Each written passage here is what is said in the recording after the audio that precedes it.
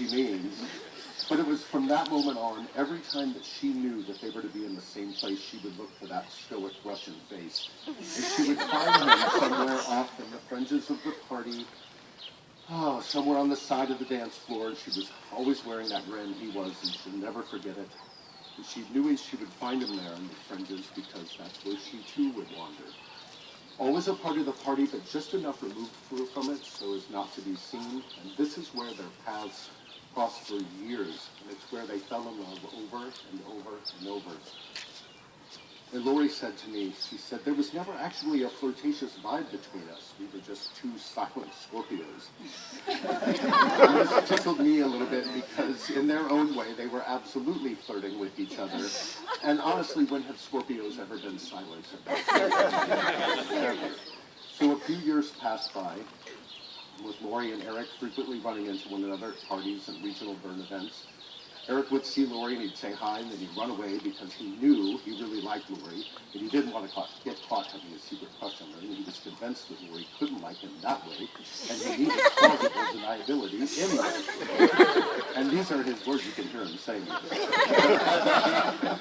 And then finally, one day, it took Lori's sister, Tracy, to send Eric a message, and the note read, "You know my sister likes you, right?"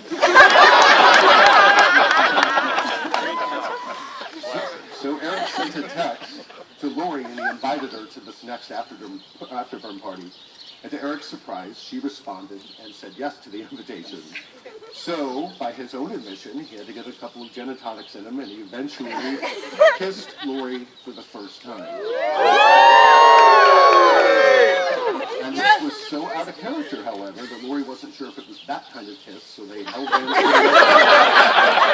They parted ways that night, not sure of what happened, and they didn't talk until they saw each other again on a camping trip a week later. And they met, and you have to picture this, and he says to her, "I'm really sorry about kissing you last weekend." And Lori said, "Well, I'm not sorry, and I want to tell you a secret. I like you." And Eric said, "Well, I'm not really sorry that I kissed you." So that was it.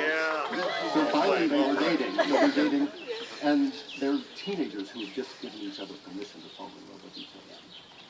But they dated in secret for a good long while until finally Kaylee said to them, everyone else knows that we've known from the beginning.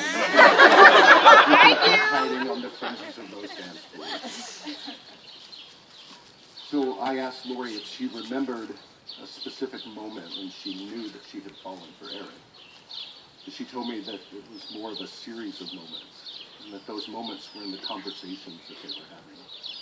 And she said that it was something in those talks, the ones that covered every topic from home brewed and music, computer programs, gardening, cooking.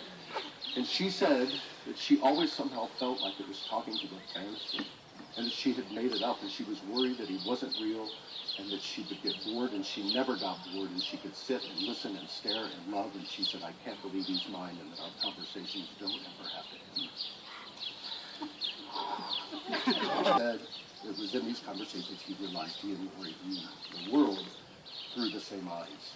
And he said, "These talks are unlike anything he's ever experienced." These conversations, we all know them.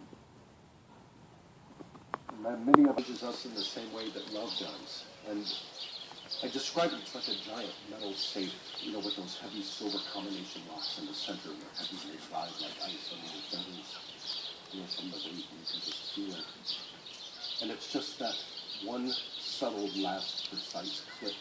It's just that smallest movement. It's just enough, though, to change your entire perspective. And I see you guys moving through this safe combination and going through the ritual and discovering the combination until that last subtle pulse, and then the door of the safe opens and fresh air rushes in. It's awesome. And when I put this ceremony together, I always ask the bride and groom to tell me why they want to marry one another. And the brides, of course, always brighten up and they share the story from a unique perspective that only a woman in love can do. The men are sometimes a little more stubborn, and it's not uncommon for me to get a sentence or two.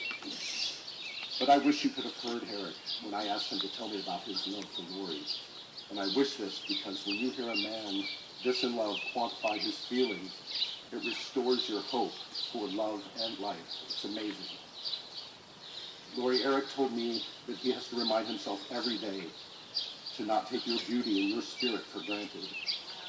He said it's just so easy and so natural to be around you that it's almost easy to forget that you are just simply that wonderful.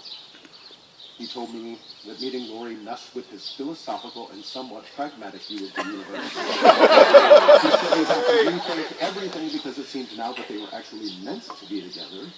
He said, for a long while I thought it was too good to be true, and I was waiting for the other shoe to drop, and there's just no other shoe. No giving up. His words, no compromises. Love exactly as it is.